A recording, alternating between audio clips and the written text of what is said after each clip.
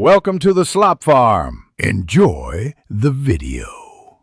You begin by opening YouTube Music and confirming the active Google account. This matters because you will remove that identity. Once done, tap your profile avatar to view the account menu.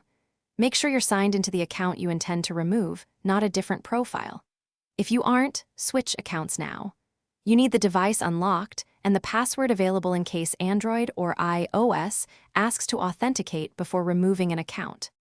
Next, remove the account either inside YouTube Music or from the device. In the app, open your profile, choose Manage Accounts or Sign Out, and confirm.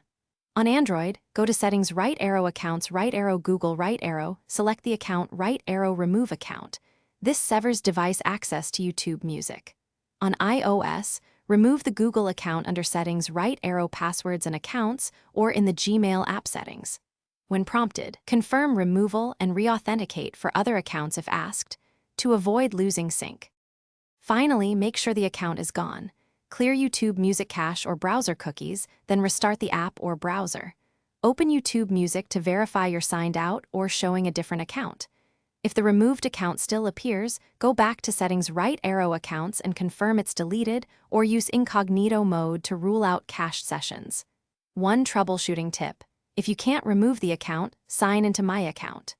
Google.com and revoke YouTube Music access, or temporarily change the device lock to allow account removal. Thanks for watching. Consider subscribing if we helped you today.